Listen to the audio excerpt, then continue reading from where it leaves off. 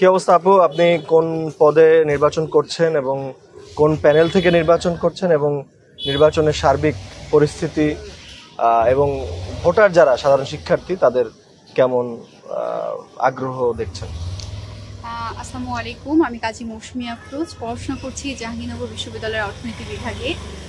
আমি আসন্ন জাকসু নির্বাচনে ছাত্রদলের মনোনীত প্যানেল হতে সহ সমাজসেবা এবং মানব সম্পদ উন্নয়ন বিষয়ক সম্পাদক নারী পদে অংশগ্রহণ করছি।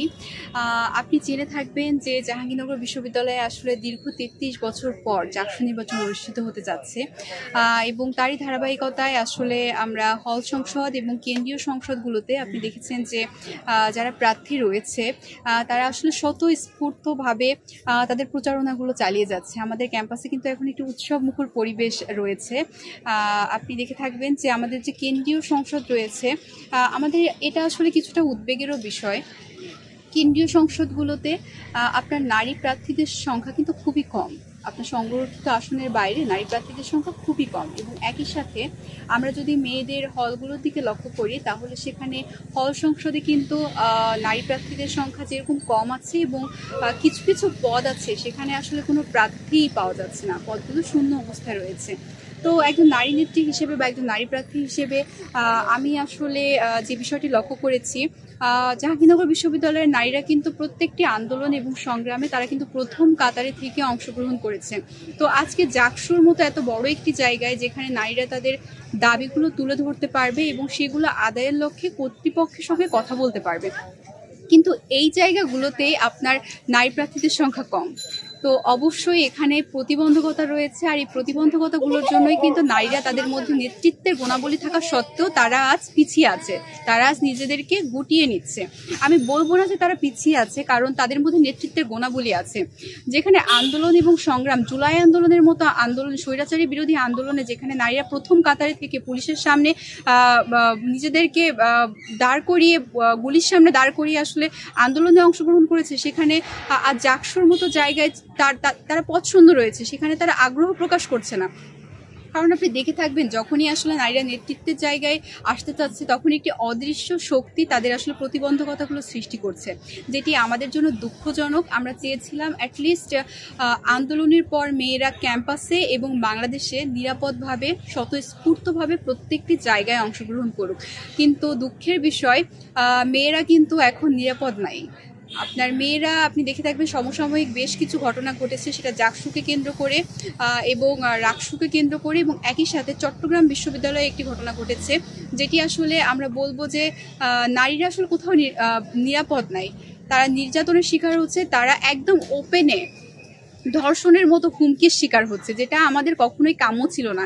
আমরা চাই যে নারীরা নিরাপদভাবে প্রত্যেকটি জায়গায় স্বতঃস্ফূর্তভাবে আসলে তারা অংশগ্রহণ করুক। এবং আপনি দেখে থাকবেন আমি যেহেতু নারী পদে দাঁড়িয়েছি এবং আমার প্রত্যাশা থাকবে এবং আমি যে জায়গাগুলোতে আসলে মেইনলি কাজ করতে চাই সেটি হচ্ছে নারীদের নিরাপত্তা। আমি ক্যাম্পাসে সহ নারীদের নিরাপত্তা নিশ্চিত করতে চাই এবং সাইবার বুলিংয়ের যে বিষয়টি রয়েছে, যেটি নারী নেতৃত্বে আসার ক্ষেত্রে প্রধান প্রতিবন্ধকতা, আমি আসলে এই জায়গাটিতে কাজ করতে চাই। নারীরা যেন সাইবার বুলিংয়ের শিকার না হয়, সেটি প্রতিরোধ করতে যে ব্যবস্থা গ্রহণ করা প্রয়োজন আমরা আসলে কর্তৃপক্ষের সঙ্গে কথা বলে সেই ব্যবস্থাগুলো গ্রহণ করবো। এবং একই সাথে আমি স্বাস্থ্য সেবার যে বিষয়টি রয়েছে, আপনি জানবেন যে জাহাঙ্গীরনগর বিশ্ববিদ্যালয়ের মেডিকেল যে ক্যাম্প রয়েছে সেখানে কিন্তু শিক্ষার্থীরা পর্যাপ্ত স্বাস্থ্যসেবা পাচ্ছে না। আমি এই জায়গাটিতে কাজ করতে চাই, কারণ মেয়েদের জন্য আসলে অনেক রাত হয়ে গেলে তাদের বের হয়ে আসা এবং মেডিসিন খুঁজে পাওয়া এটা তাদের জন্য আসলে সম্ভবই হয় না। তো তখন তারা পর্যাপ্ত চিকিৎসা থেকে বঞ্চিত হচ্ছে এবং বিভিন্ন অসুবিধার সৃষ্টি হচ্ছে। সো আমি চাই অ্যাটলিস্ট মেয়েদের প্রত্যেকটা হলে একটি মেডিসিন কর্নার থাকুক, যেখান থেকে তারা প্রয়োজনীয় মেডিসিনগুলো পেতে পারে।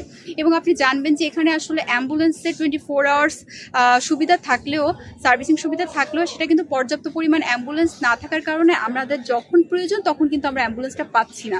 তো আমি এই বিষয়টিতেও কাজ করতে চাই যে পর্যাপ্ত পরিমাণ অ্যাম্বুলেন্স থাকুক। এবং আরও একটি বিষয় যেটা আমি অ্যাড করতে চাই সেটি হচ্ছে টেলিমেডিসিন।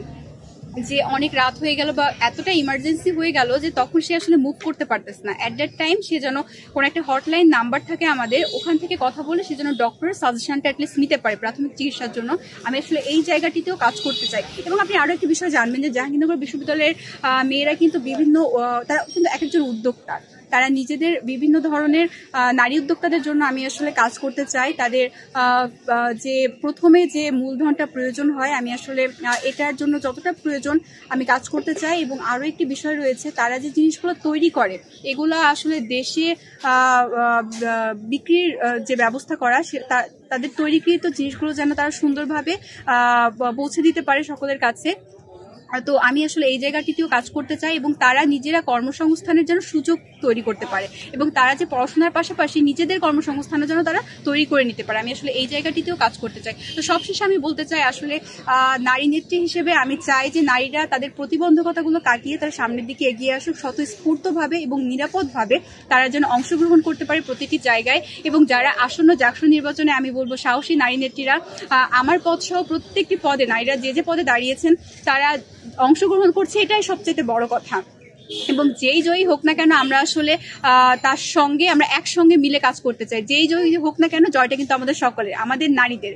তো আমি প্রত্যেকের জন্য আমার অনেক অনেক শুভকামনা থাকবে এবং প্রশাসনের প্রতি আমার যে প্রত্যাশা থাকবে সেটি হচ্ছে, আমরা যেরকম এখন ক্যাম্পাসে একটি উৎসবমুখর পরিবেশ রয়েছে, তারপরেও কিছু বিচ্ছিন্ন ঘটনা ঘটেছে। আপনি দেখে থাকবেন যে গতকালকে একজন নারী নেত্রী আসলে ফেসবুক পোস্টের মাধ্যমে উনি প্রতিবাদ জানিয়েছেন যে উনি যখন প্রচারণা করছিলেন তখন হয়তো মিডিয়া কর্মী সহ উনি আসলে যাদের কাছে উনি ভোট চাচ্ছিলেন, প্রার্থীদের কাছ থেকেও, পুরুষ প্রার্থীদের কাছ থেকে উনি আসলে বডি শেমিং সহ আরো কিছু নেতিবাচক ঘটনা ঘটেছে, যেটি তিনি তার ফেসবুকে তুলে ধরেছেন গ্রুপগুলোতে, আমরা দেখে থেকেছি। তো আমার প্রত্যাশা থাকবে যে নারী প্রার্থীরা যেন এবং প্রত্যেকটি নারী যারা ভোটার আছে তারা যেন নিরাপদভাবে তাদের ভোট চাইতে পারে এবং আমরা যে উৎসব মুখর পরিবেশটা রয়েছে ক্যাম্পাসে, এটা যেন বজায় থাকে ঠিক নির্বাচন পর্যন্ত এবং নির্বাচনের পরবর্তী সময়তেও যেন নিরাপত্তা বজায় থাকে।